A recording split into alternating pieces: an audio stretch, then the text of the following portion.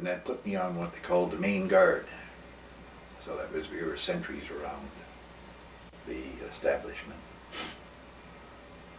And then there was we had one heavy rainstorm, and I was sentry at the lower gate. And Halifax is quite a hill. There's the main level where the lower level where the dockyard was, and then you come up to the first street through, which ran through between the dockyard and HMCS, as they called it, Cornwallis.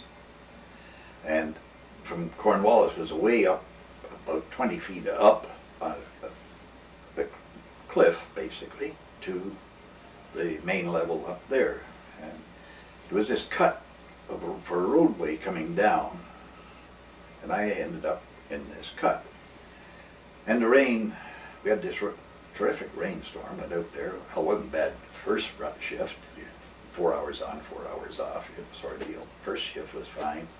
It was wet, but you had a slicker and whatnot. And we weren't carrying rifles. We just had a billy and I don't know how we were expected to notify anybody if we had any trouble, but we were to check anybody in and out.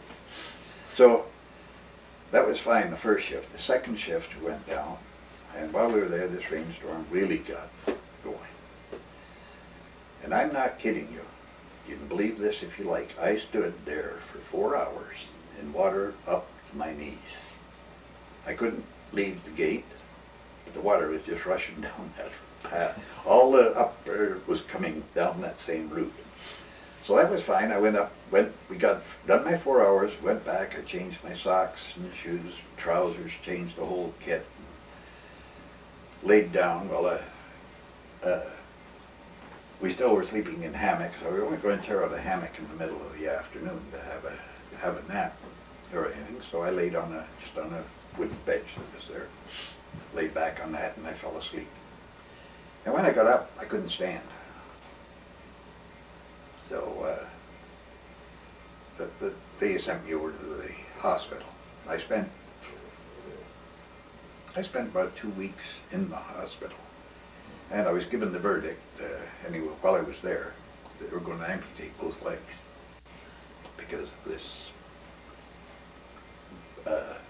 It actually doesn't sound very nice to say, but it was pus sacs that formed in between the two bones of the lower leg, you know. And the only real solution they had for it was to drain these things, which it didn't work half the time. And they just thought the best thing to do, chop the legs off.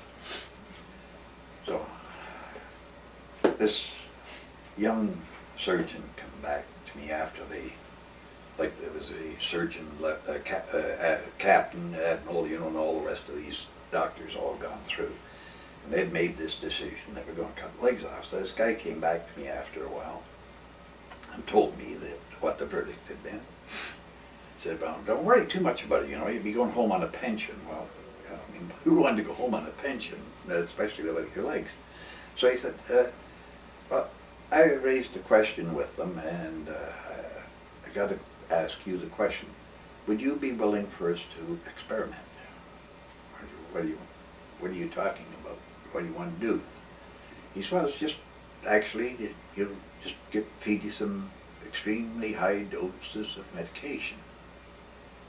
So I said, well, I'm game. So